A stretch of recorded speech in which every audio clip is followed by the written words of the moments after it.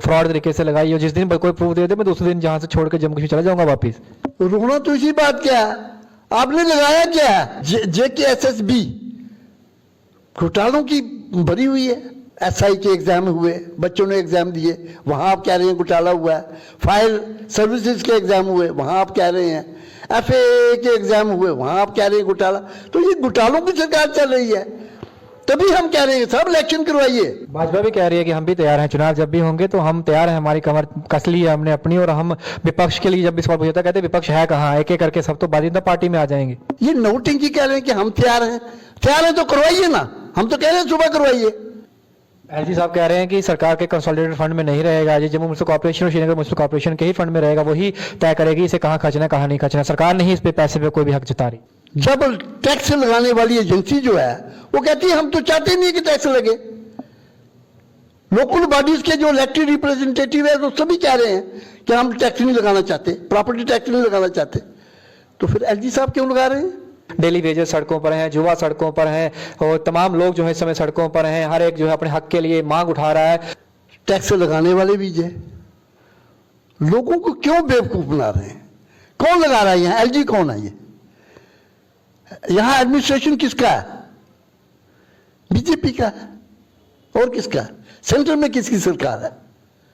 BJP. क्यों लोगों को बेवकूफ बना रहे हैं? ये दूसरे टैक्स आप लगा रहे हैं। GST आपने उन चीजों पे लगाया जो खाने पीने की चीजें, कभी नहीं लगा आटे पे टैक्स, कभी नहीं लगा चावल पे, कभी नहीं लगा दालों पे। आपकी रजीम वही लगा रही है। और लोग ये भी कह रहे हैं शायद जम्मू की याद अब आई है, क्योंकि उन्हें लग रहा है कि जम्मू से भी अब वोट बैंक शायद खत्म हो रहा है हमारा, तो हमें जम्मू या जम्मू कहना पड़ेगा। तो इसे कैसे देखते हैं आप? एक डेलीगेशन लेके दिल्ली के अंदर सत्याग्रह किया था जो डॉक्टर करण सिंह जी ने लीड किया था। तो ऐसी बात नहीं है, डोगरी हमारी जुबान है।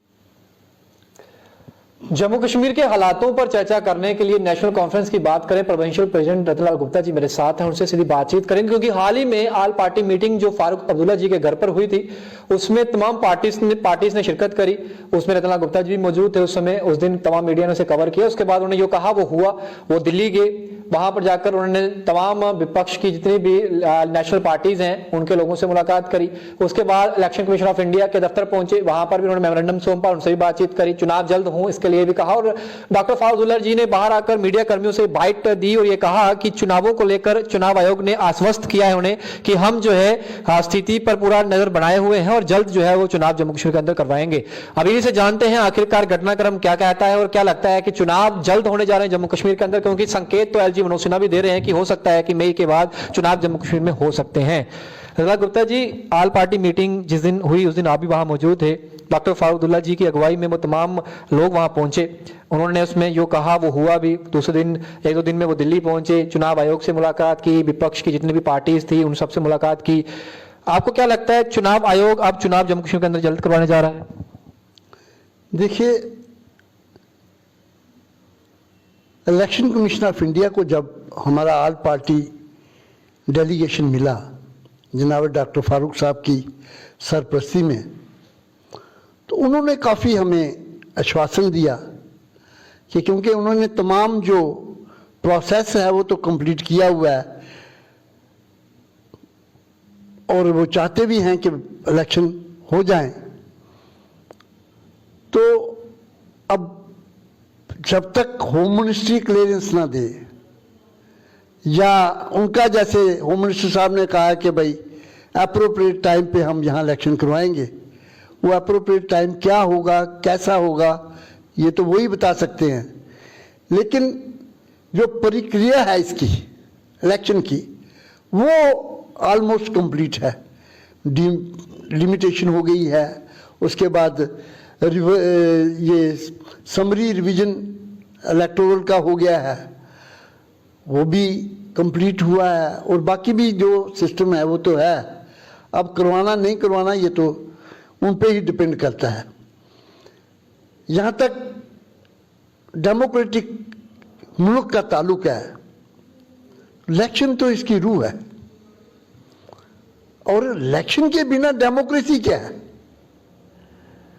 तो इलेक्शन तो होने चाहिए। आज तो हमारा कहना है, तमाम अपोजिशन पार्टीज का कहना है कि साहब आप एक तरफ कह रहे हैं कि भाई जम्मू कश्मीर के हालात जो हैं वो नॉर्मल है, और दूसरी तरफ इलेक्शन करवा भी नहीं रहे हैं, तो ये बात बनती नहीं है।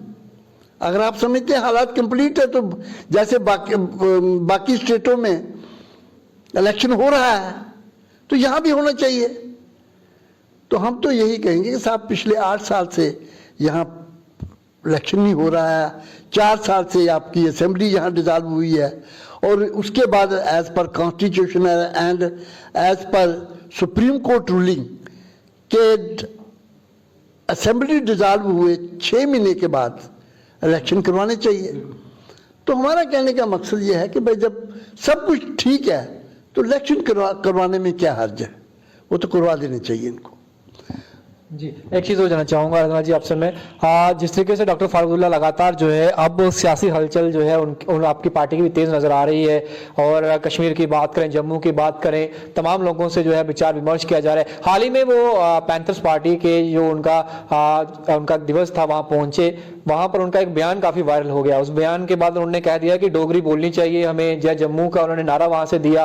तो उसके बाद जो लोग हैं, जो व्यूअर्स हैं, उन्होंने ये कमेंट भी नीचे किया कि शायद ये अपने पुराने साथी जो हैं उनको शायद जवाब देना चाहते हैं कि आप ही जय जम्मू नहीं कह सकते, हम भी कह सकते हैं। तो ऐसा क्या, लोग ये भी कह रहे हैं शायद जम्मू की याद अब आई है, क्योंकि उन्हें लग रहा है कि जम्मू से भी अब वोट बैंक शायद खत्म हो रहा है हमारा, तो हमें जम्मू जय जम्मू कहना पड़ेगा। तो इसे कैसे देखते हैं आप?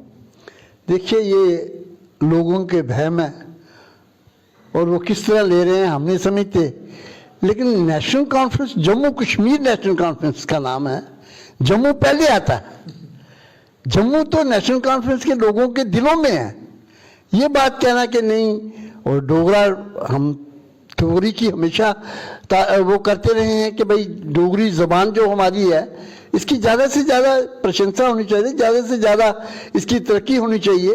हम तो चाहते हैं ये, बल्कि 8वें शेड्यूल में डोगरी को लाने के लिए नेशनल कॉन्फ्रेंस के मैं बजाते खुद बोधराज बाली साहब के साथ हम लोग नेशनल कॉन्फ्रेंस का एक डेलीगेशन लेके दिल्ली के अंदर सत्याग्रह किया था, जो डॉक्टर करण सिंह जी ने लीड किया था। तो ऐसी बात नहीं है, डोगरी हमारी ज़बान है, अस डोगरे हैं, डोगरी कन्नै प्यार करने हैं, मिठी सारी लैंग्वेज है, ऐसी कोई गल नहीं। तो बाकी जहाँ तक मैं समझता हूँ कि इलेक्शन का ताल्लुक है, आप देखिए जम्मू कश्मीर के अंदर हालात क्या बने हुए हैं। ये जो सरकार चल रही है, एलजी एडमिनिस्ट्रेशन टोटली फेल है, टोटल फेलियर। हर सिस्टम में हर तरीके से ये फेलियर है। एक तो अनएम्प्लॉयमेंट देखिए, बेरोजगारी क्या है। एलजी साहब कह रहे हैं कि मेरे को आप बता दीजिए कोई भी नौकरी जो है मैंने बैकडोर एंट्री से या फिर इलीगल तरीके से लगाई हो, फ्रॉड तरीके से लगाई हो, जिस दिन कोई प्रूफ दे दे मैं दूसरे दिन जहां से छोड़ के जम्मू कश्मीर चला जाऊंगा वापिस। रोना तो इसी बात क्या है, आपने लगाया क्या है जो आप बैकडोर या फ्रंट डोर की बात करते हैं। यहाँ तो वैकेंसीज पड़ी हुई है, और जो नौकरियों के लिए आपकी जो सिस्टम था, जो तरीकाकार अडॉप्ट किया गया, जो आपकी रिक्रूटमेंट एजेंसी थी, मतलब JKSSB घोटालों की भरी हुई है। आपने जिसके एग्जाम लिए, जिन बच्चों को रिक्रूटमेंट के एग्जाम दिए उन्होंने, वो तो घोटाला खा गए आपके। मैं तो समझता हूं कि आपको ऐसी बातें नहीं कहनी चाहिए कि एक तरफ आप खुद कह रहे हैं CBI को आप केस दे रहे हैं, इतने आपके घोटाले हो रहे हैं, क्या जस्टिफिकेशन देंगे आप बच्चों को कि साहब आपकी नौकरी के लिए हम जो एजेंसीज हमने SSB लगाया हुआ था वहाँ घोटाले हुए हैं। SI के एग्जाम हुए, बच्चों ने एग्जाम दिए, वहाँ आप कह रहे हैं घोटाला हुआ है। फायर सर्विसेज के एग्जाम हुए, वहाँ आप कह रहे हैं। FAA के एग्जाम हुए, वहाँ आप कह रहे हैं घोटाला। तो ये घोटालों की सरकार चल रही है, तभी हम कह रहे हैं सब इलेक्शन करवाइए, लोगों की सरकार आएगी, लोगों का केस लिए सोचेगी। भाजपा भी कह रही है कि हम भी तैयार हैं, चुनाव जब भी होंगे तो हम तैयार हैं, हमारी कमर कस ली है हमने अपनी, और हम विपक्ष के लिए जब भी सवाल पूछता कहते विपक्ष है कहाँ, एक एक करके सब तो बाजिंदा पार्टी में आ जाएंगे। ये नोटंकी इनको बंद करनी चाहिए। लोग इतने बेवकूफ नहीं है। सेंटर में किसकी सरकार है, जम्मू कश्मीर में किसकी है। ये नोटंकी कह रहे हैं कि हम तैयार हैं, तैयार हैं तो करवाइए ना, हम तो कह रहे हैं सुबह करवाइए। ये बातें जो लोगों को ये बेवकूफ बनाने की कोशिश कर रहे हैं, दे आर बिफूलिंग द पीपल।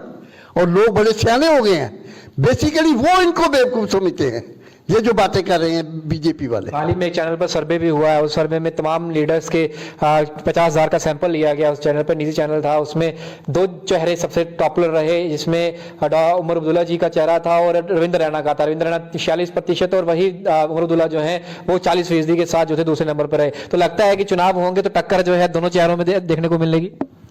भैया अब ये किनसे सर्वे करवाया उन्होंने, कौन सी इनकी एजेंसी है? उससे पहले सर्वे किया था ना इन्होंने। सरकार इनकी है, जिसको मर्जी एजेंसी को कहें अच्छा भाई कर दे और 99% हमारी फेवर की बात कर, कौन देगा इनको वोट? जिस ढंग से ये सरकार चला रहे हैं, आप अंदाजा लगाइए। ये जो प्रॉपर्टी टैक्स लगा रहे हैं, ये डोमेन किसका है? लोकल बॉडीज का।